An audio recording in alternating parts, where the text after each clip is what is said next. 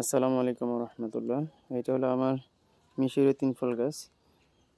আলহামদুলিল্লাহ এই গাছ থেকে আমি প্রায় 100-র উপর আমি পাকা তিন ফল খাইছি।